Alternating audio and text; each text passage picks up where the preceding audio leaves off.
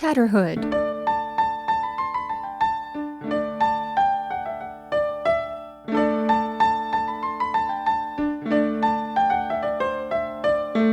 Once upon a time, there was a king and a queen who had no children, and this grieved the queen very much.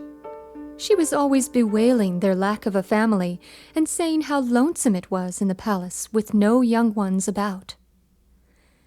The king remarked that if it were young ones she wanted running about, they could invite the children of their kinswoman to stay with them.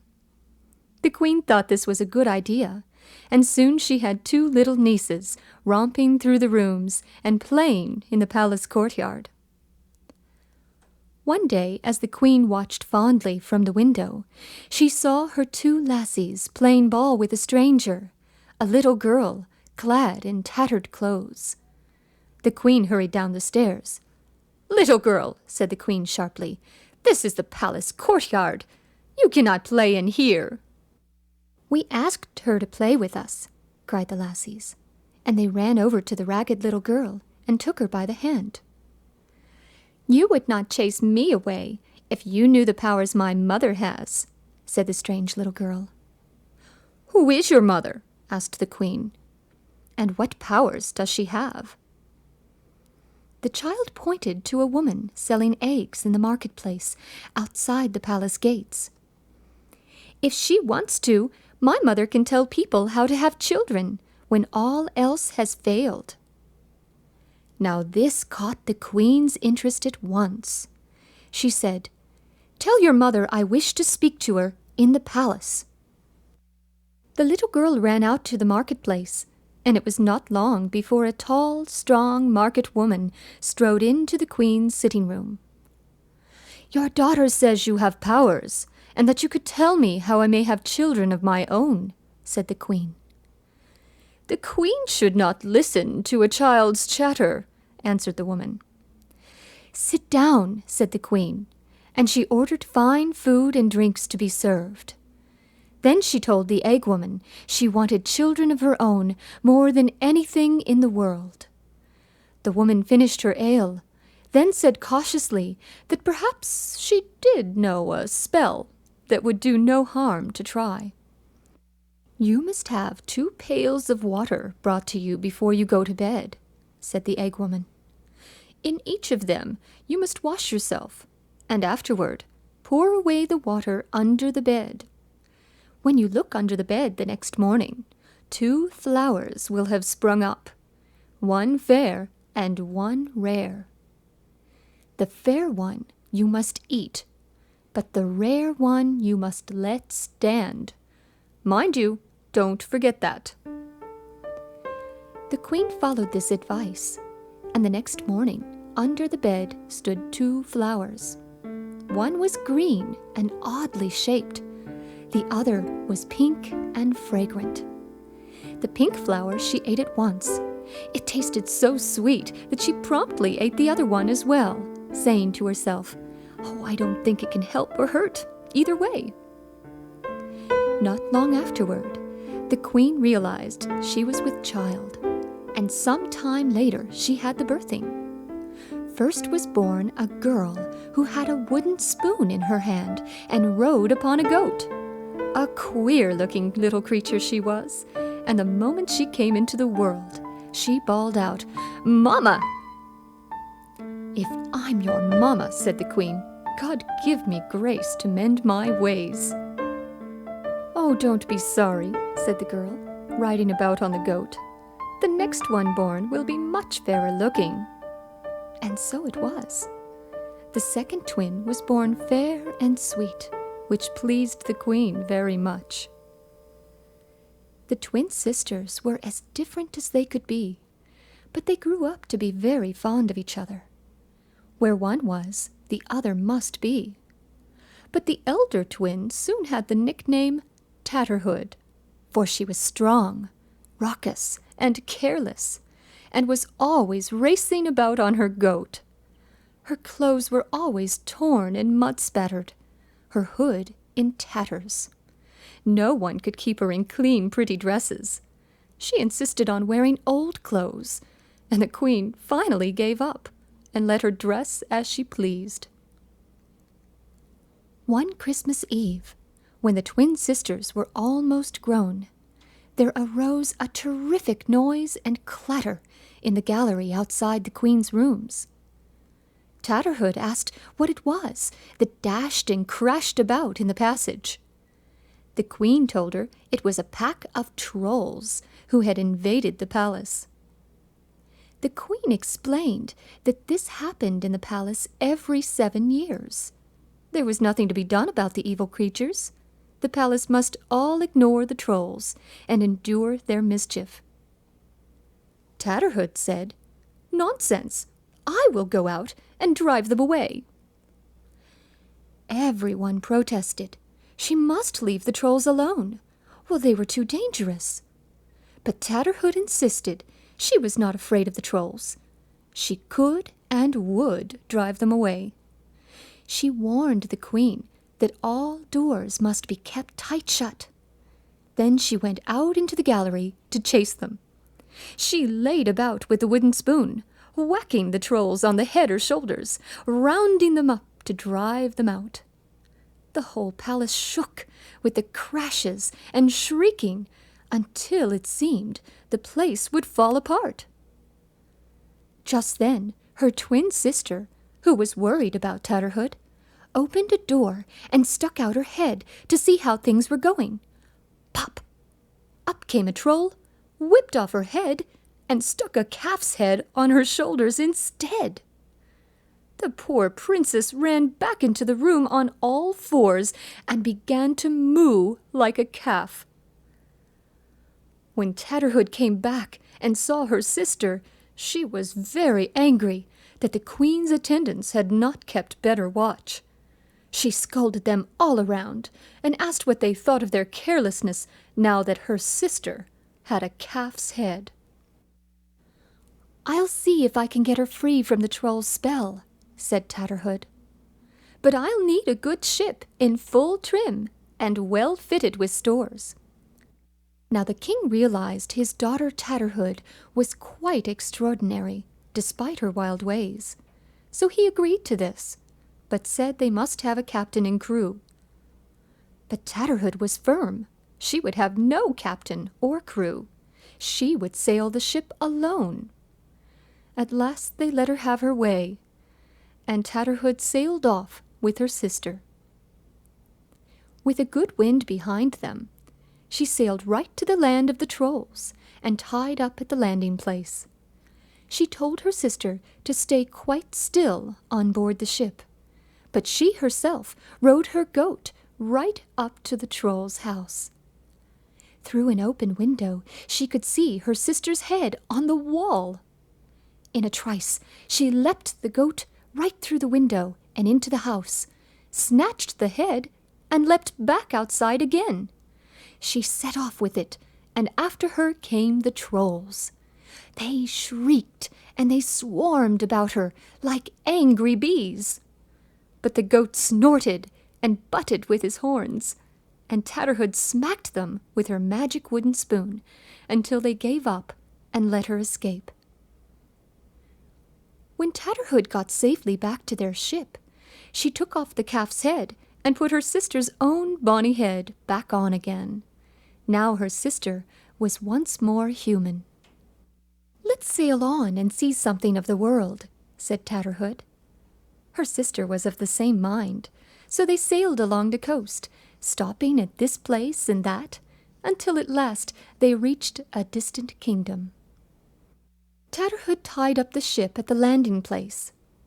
When the people of the castle saw the strange sail, they sent down messengers to find out who sailed the ship and whence it came.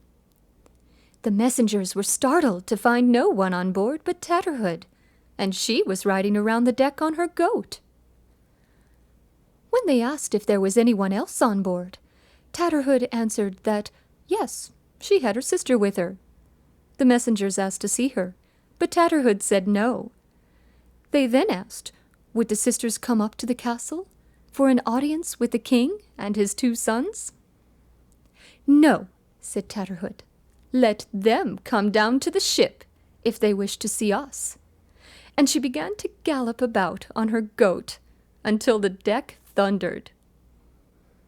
The elder prince became curious about the strangers and hastened down to the shore the very next day.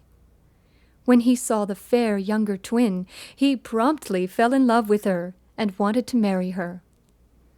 "No, indeed," she declared. "I will not leave my sister Tatterhood. I will not marry until she marries." The prince went glumly back to the castle, for in his opinion, no one would want to marry the odd creature who rode a goat and looked like a ragged beggar. But hospitality must be given to strangers, so the two sisters were invited to a feast at the castle, and the prince begged his younger brother to escort Tatterhood. The younger twin brushed her hair and put on her finest kirtle for the event, but Tatterhood refused to change. "You could wear one of my dresses," said her sister, "instead of that raggedy cloak and old boots." Tatterhood just laughed. "You might take off that tattered hood and the soot streaks from your face," said her sister crossly, for she wanted her beloved Tatterhood to look her best. "No," said Tatterhood, "I will go as I am." All the people of the town turned out to see the strangers riding up to the castle, and a fine procession it was. At the head rode the prince and Tatterhood's sister on fine white horses draped with cloth of gold. Next came the prince's brother on a splendid horse with silver trappings. Beside him rode Tatterhood on her goat. "You're not much for conversation," said Tatterhood. "Haven't you anything to say?" "What is there to talk about?" he retorted. They rode on in silence until finally he burst out, "Why do you ride on that goat instead of a horse?" "Since you happen to ask," said Tatterhood, "I can ride on a horse if I choose."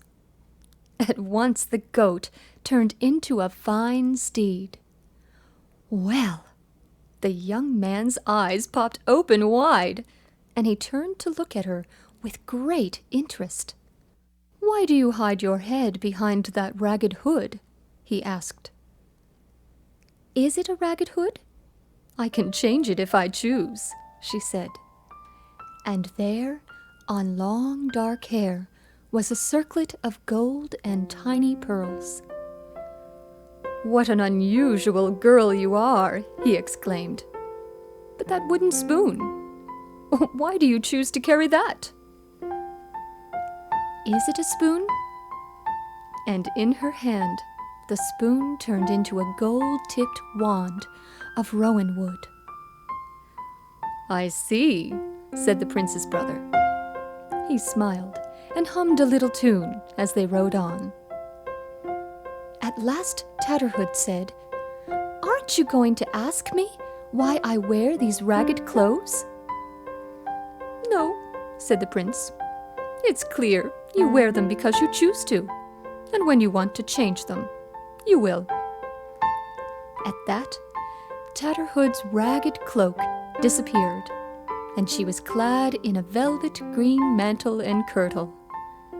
But the prince just smiled and said, "The color becomes you very well." When the castle loomed up ahead, Tatterhood said to him, "And will you not ask to see my face beneath the streaks of soot?" "That too shall be as you choose," he said. As they rode through the castle gates, Tatterhood touched the rowan wand to her face, and the soot streaks disappeared. And whether her face now was lovely or plain, we shall never know, because it didn't matter in the least to the prince's brother or to Tatterhood.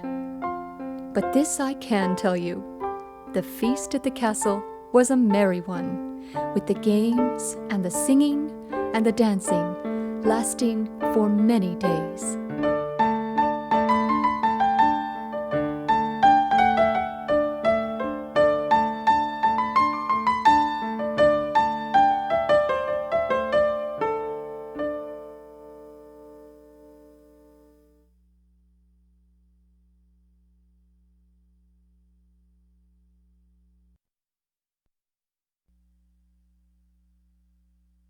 The Headley Cow.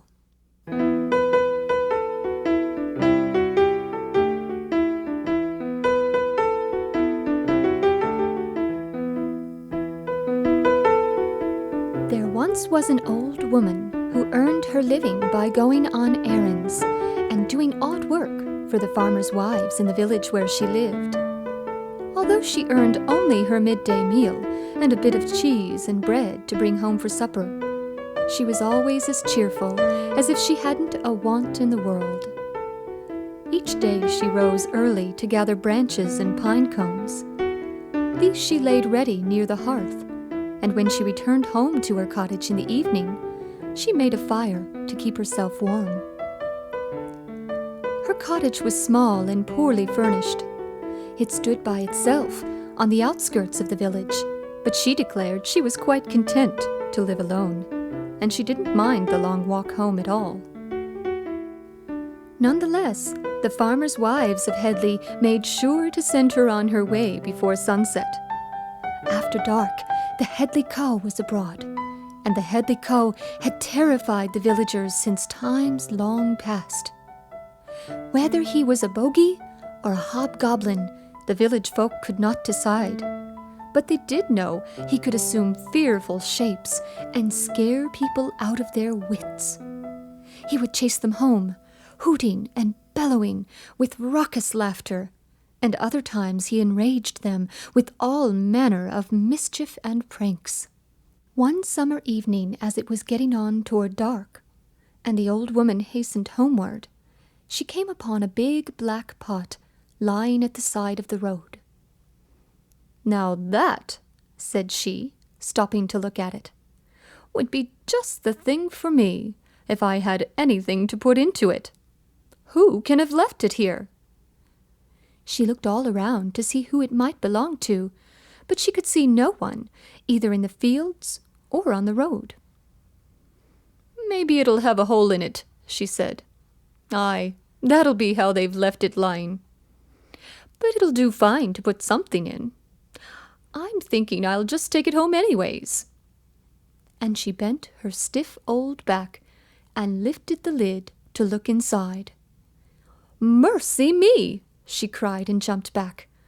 "If it isn't brimful of gold pieces!" For a while she could do nothing but walk round her treasure, admiring the yellow gold and wondering at her good luck, and saying to herself, "Well, I do be feeling rich and grand." But presently she began to think how she could best take it home with her. She couldn't see any other way than by fastening one end of her shawl to it, and so dragging it after her along the road. "I'll have all night to think what I'll do with it," she said to herself. "I could buy a grand house and all, and live like a queen. Or maybe I'll just bury it in a hole at the foot of the garden.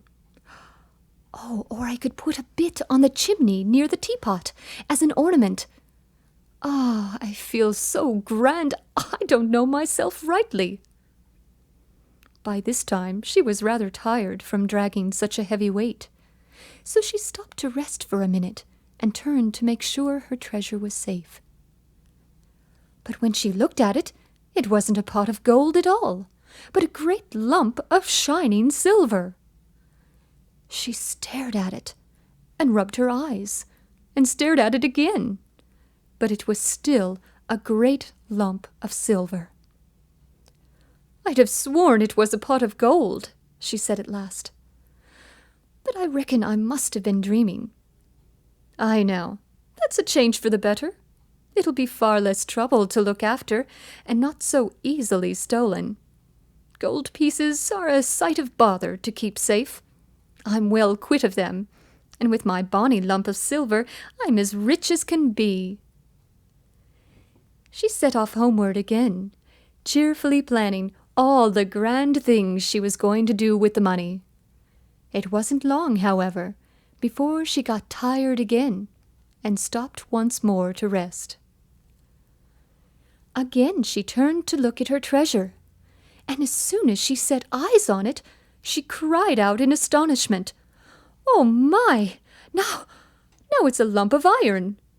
Well, that beats all. It's real convenient. I can sell it as easy, and get lots of pennies for it. Aye, it's much handier than a lot of gold and silver that would keep me awake at nights, thinking I'd be robbed. A lump of iron is a good thing to have in the house. Well, you can never tell what you might need it for. So on she went again, chuckling to herself on her good luck, until presently she glanced over her shoulder just to make sure it was still there. "Eh, what's this?" she cried as soon as she saw it. "It's gone and turned into a great stone. Now how could it know that I was just wanting something to hold my door open with? Aye, that's a good change. It's a fine thing to have good luck." And all in a hurry to see how the stone would look in its corner by her door, she trotted off down the hill and stopped at the bottom beside her own gate. Then she turned around to unfasten her shawl from the stone, which this time seemed to lie quiet and unchanged on the path. She could see the stone quite plainly as she bent her stiff back to untie the shawl end. All of a sudden, it seemed to give a jump and a squeal, and grew in a moment as big as a great horse. It threw down 4 lanky legs, shook out 2 long ears, and flourished a tail. Then it kicked its feet into the air, laughing raucously. The old woman stared as it capered and shrieked and rolled its red, shiny eyes. "Well," she said at last, "I do be the luckiest body. Fancy me seeing the Headley cow all to myself, and making so free with it too." The Headley cow stopped short in its rearing and bellowing to glare at her. "You're not frightened?" "Not me," she laughed. "'Tis a rare sight you are." "Most folks shout and curse at me," said he. "Aye, and run screaming." "There's no harm done," she answered cheerfully. "I still have my bit of cheese and bread for my supper." She gathered her shawl about her and opened her little gate. But when she looked around, instead of the great gangling horse, there stood a small man in a pointed cap, scuffling his feet on the path. He was brown as a russet apple, apart from his scraggly white beard. "Well now," said the old woman kindly, "I don't have much, but you're welcome to come in for a bit of supper." "Don't mind if I do," said the Headley cow. So he sat down to supper with the old woman, and somehow the bit of cheese became a large chunk, and then there suddenly appeared on the table some nicely boiled brown eggs and crumpets for their tea. They made a cheerful meal of it, and after they finished, they sat beside the fire, while the Headley cow regaled the old woman with stories of his pranks. She laughed until the tears rolled down her cheeks, and she declared that never had an evening passed so quickly. As time went on, the little brown man came by often for a bit of supper and an evening of talk. And when the old woman found her woodpile always stacked high and her cupboard always stocked with food, she very wisely said nothing about it to anyone. The village folk still talked fearfully of the Headley cow, or cursed him for his mischief, but the old woman would chuckle and say, "He be not that bad. Happen he likes to kick up his heels a bit, he do."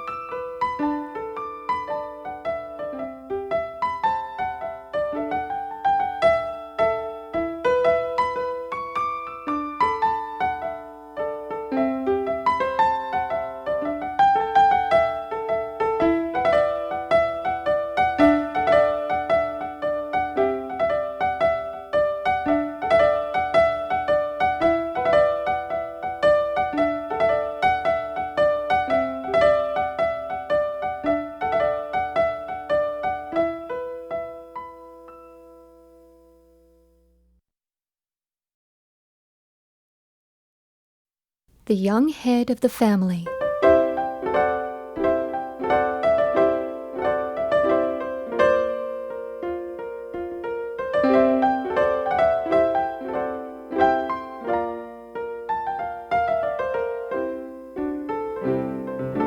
Long ago in China, there lived an old farmer with 3 sons. 2 of the sons, who had recently married, brought their wives home, and all lived together as a family.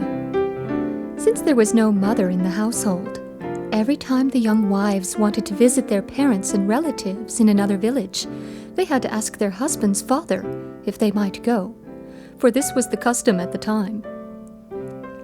They asked to visit their relatives so often that the old farmer became very annoyed. "You are always asking me to let you go off to visit your relatives," he said. "When I refuse, you think me very hard-hearted. Very well, you may go, but only on the condition that you each bring me back what I ask." "Yes, of course," they said quickly.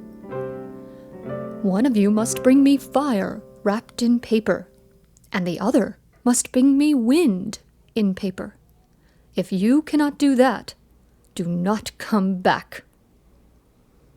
The young wives agreed without thinking, and happily set out to walk the long distance to their own village. On the way, one of the wives' sandal straps broke, and they sat down by the roadside to fix it. Only then did they realize that it would be impossible to bring back wind in paper or fire wrapped in paper. They sat by the roadside in despair, for they did not want to leave their husbands. Along came a girl riding a water buffalo. Seeing their unhappy faces, she asked if she could help them. "No one can help us," they cried. "What our husband's father asks is impossible." But the girl insisted that she might be able to help, and at last they told her their story. "Come home with me, and I will show you how to bring him what he asks," said the girl. Off they went with her to her home, where she showed them a paper lantern with a candle inside. "There, you see, is fire in paper. And here," she said, picking up a paper fan and waving it, "is wind in paper." The young women thanked her and went happily on their way. After a cheerful visit with relatives and friends in their villages, they took a paper lantern and a fan and returned to their husbands. "I told you not to return unless you brought the 2 things I asked for," said the old farmer sharply. "But we have them," they answered, and they gave him the paper lantern and the fan. The old man was astonished. "Tell me how you solved this riddle," he demanded. Then they told him of meeting the young girl on the water buffalo and the advice she had given them. "That is a very clever young woman," the old farmer thought. "She would make a good wife for my youngest son." So he at once set about finding out if the young girl was already betrothed. Upon learning that she was not, he sent a matchmaker to her family to arrange the marriage. All the arrangements took place as planned, and after the marriage celebration was over, the old farmer said to his family, "Since the wife of my youngest son is so wise, she will now be head of the family. You must ask her advice and direction in all things." The new young head of the household told the men of the family they must neither go to the fields nor return home empty-handed. Each day they were to bring fertilizer of some kind from the farm buildings to the fields, and each day gather sticks of firewood on their return. In this way their crops thrived, and the family always had a supply of firewood. When there were only a few sticks to gather, they were told to bring back stones. Soon, near the house, there was a pile of stones that could be used for building. One day, a gem dealer came riding by and stopped to examine the pile of stones. Among them he saw a stone that contained a block of precious jade. He at once went to the house and asked to talk to the head of the family. He was, of course, surprised to see so young a woman, but so skillfully did she manage the bargaining that he finally agreed to pay a very high price for the pile of stones. He said nothing about the jade among the stones, but he promised to return in 3 days' time with the money. That night, the young wife thought about the matter and decided the heap of stones must contain some kind of valuable gem. She went to her father-in-law and told him to invite the dealer to dinner. Then she advised the men of the family to talk about precious stones and how they could be recognized when found on the ground. While the men feasted and talked, the young head of the family listened behind a curtain. When she had the information she needed, she went outside to the pile of stones and found the one that was valuable. Then she brought it into the house and put it away. The next day the dealer returned and discovered the valuable jade was no longer there. He realized his trick had been discovered, and he sought out the young head of the family. Again she bargained firmly with the dealer. She would not agree to sell the jade unless he also bought the pile of building stones, and after long discussion she secured a proper payment for both. The old farmer and his family were very proud of her business ability. They were now prosperous and decided to build a much larger, more comfortable new home. Inscribed on the gateway to the new house were the words, "No sorrow." Not long afterward, a mandarin came by and, seeing the unusual words over the entrance, ordered his servants to set down his sedan chair. "That is a very arrogant motto," said he with displeasure. "No family is without sorrow. You mock the gods, and I shall fine you for this impudence." "This family has been fortunate and happy," the young head of the household answered politely. The words "no sorrow" mean, "Let all who enter here leave sorrow at the gate." The mandarin was not appeased. "I order you to weave me a piece of cloth as long as this road." "Very well," she answered. "As soon as your excellency has found the 2 ends of the road and told me the exact number of feet in its length, I will at once begin weaving." The mandarin knew he had been at fault in hastily imposing such a fine, but he was irritated at the young woman's clever answer. He added angrily, "And I will also fine you as much oil as there is water in the sea." "Well, certainly," she answered, "as soon as you have measured the sea and sent me the correct number of gallons, I will begin to press out the oil from my beans." "Since you are so clever and witty, perhaps you can read my mind," he snapped. "If you can, I withdraw the fines. I hold this pet bird in my hand. Now you tell me whether I mean to squeeze it to death or to let it fly in the air." "Well," said the young woman, "I am an obscure commoner, and you are a famous official. If you are no more knowing than I, you have no right to fine me at all. Now, I stand with 1 foot on the one side of my threshold, and the other foot on the other side. Tell me whether I mean to go in or come out. If you cannot guess my mind, you should not require me to guess yours." Of course, the mandarin could not guess her intention, and he was forced to admit to himself the wisdom of her words. He haughtily took his departure, and the family lived happily ever after under its chosen head.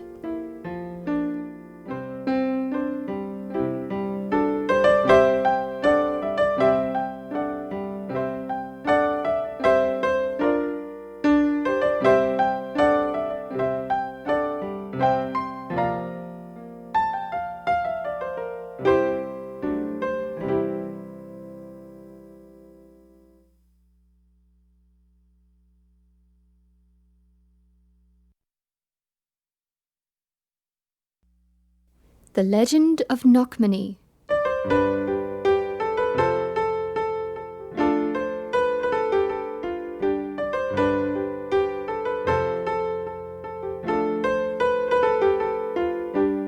Long ago in Ireland, there lived a giant named Cuchulainn.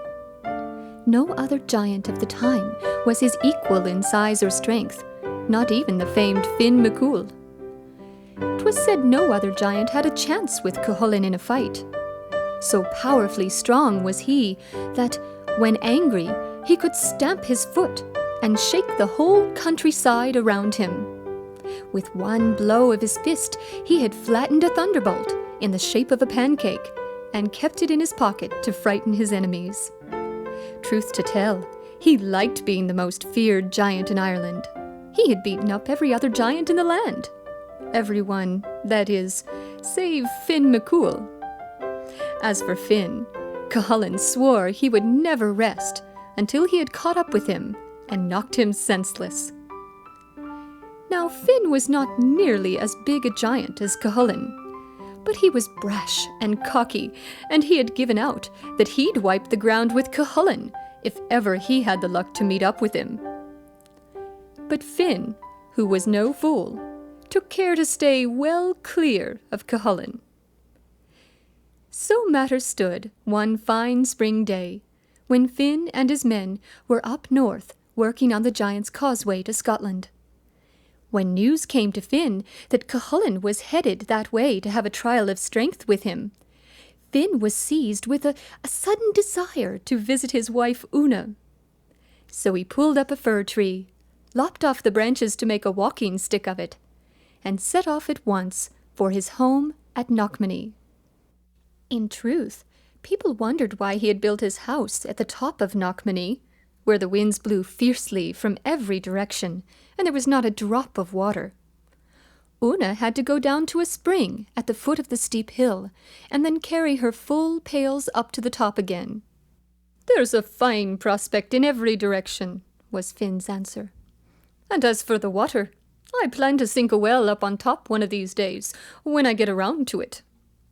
He'd been saying this for many years, but of course the real reason for living on top of Knockmany was so that he could keep a sharp lookout for Cuchulainn or any other enemy headed his way. "God save all here," said Finn as he put his face in the door. "Welcome home, ye darlin'," cried Una. Finn then gave her such a warm smack on the lips that the waters in the lake across the valley curled and bounced.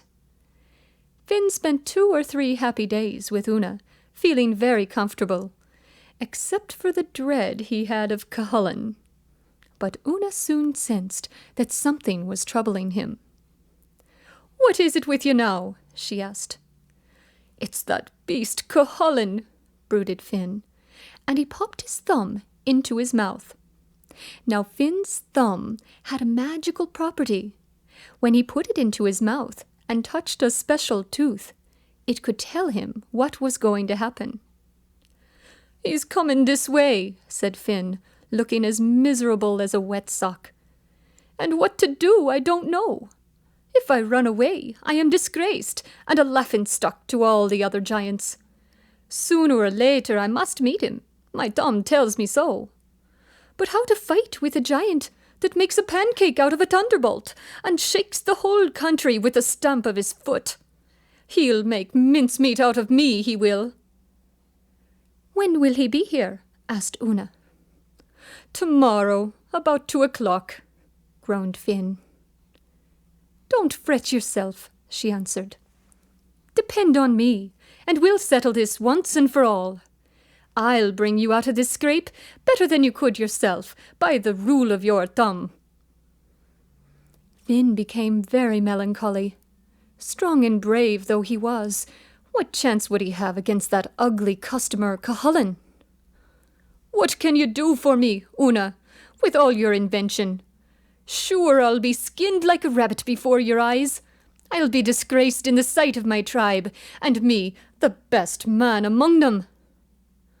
"Be easy now, Finn," she said. "Thunderbolt pancakes he fancies, does he? You just leave him to me, and do as I bid." This relieved Finn very much, for he had great confidence in his wife, who had gotten him out of many a pickle before this. Una went to the skeins of wool hanging outside to dry, and drew 9 long strands of different colours. She then plaited the wool into 3 plaits with 3 different colors in each, putting one around her right arm, one around her right ankle, and the third around her chest over her heart. Now she knew she would not fail in anything she undertook.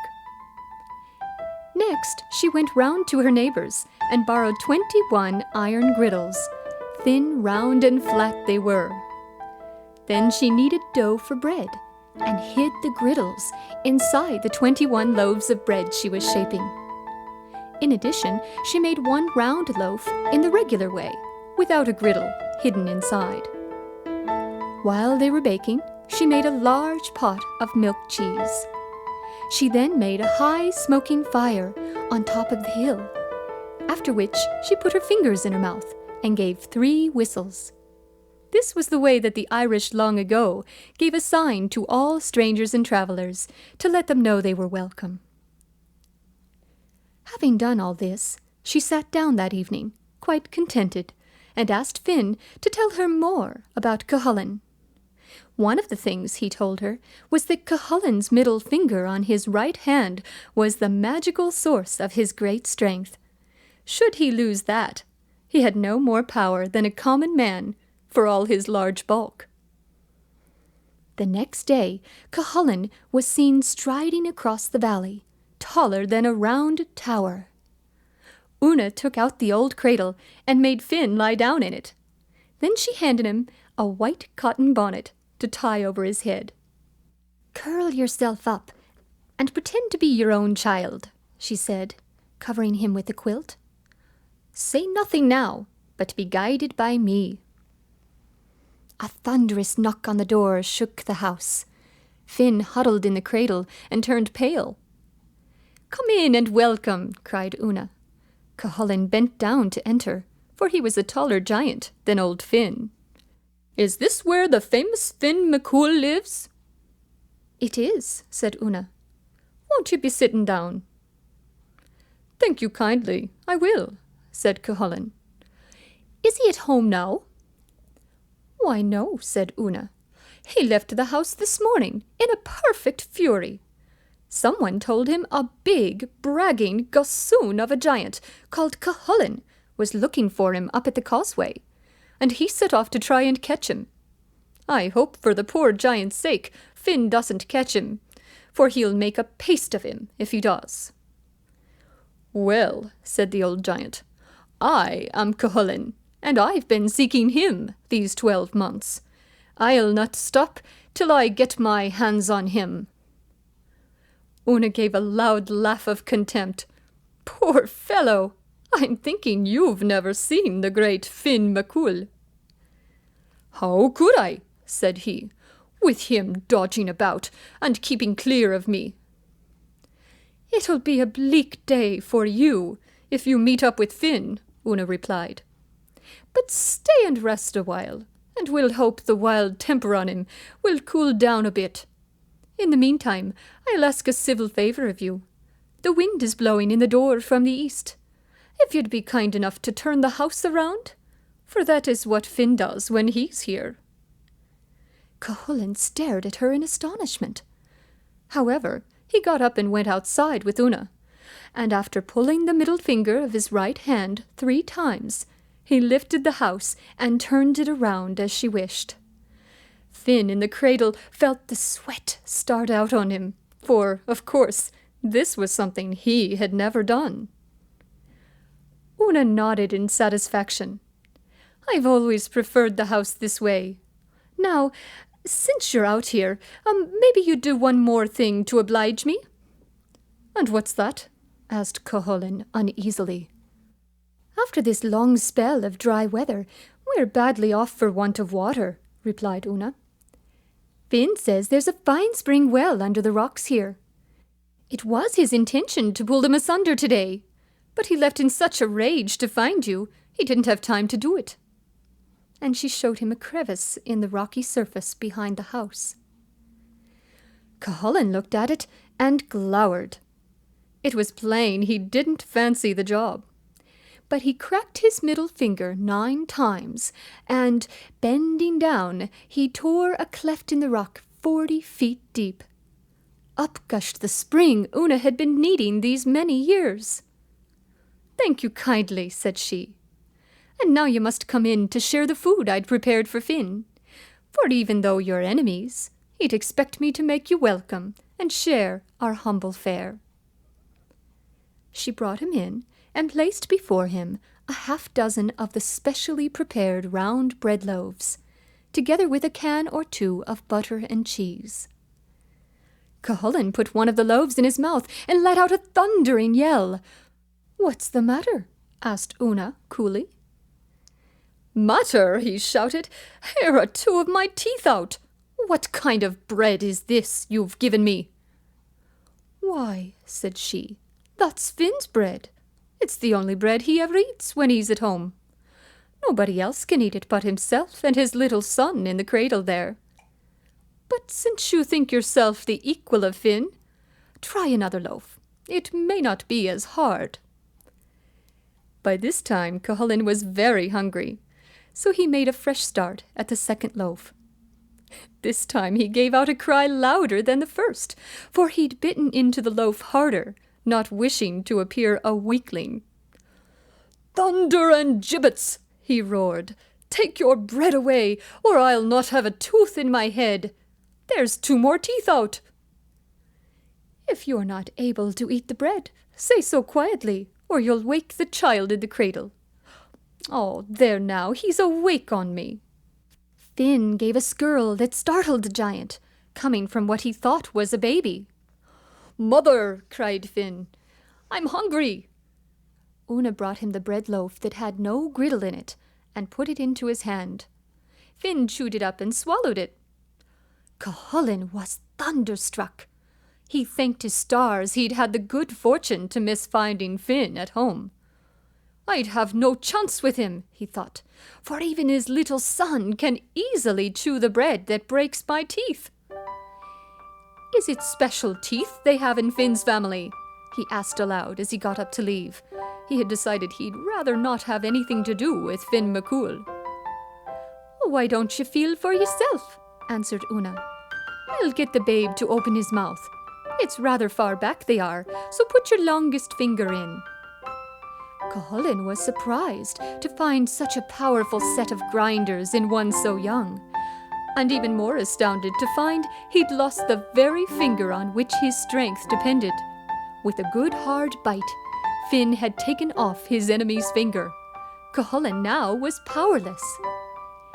Finn jumped out of the cradle, and Cuchulainn, with a shriek of terror, turned to run for it. All the way down the hill he ran, with Finn after him. Finn didn't catch him, for Cuchulainn could still run fast, even if his magical power was gone. So Finn returned up the hill to find Una cutting the iron griddles out of the loaves. He gave her a hug and a kiss, and they settled down to dinner in peace.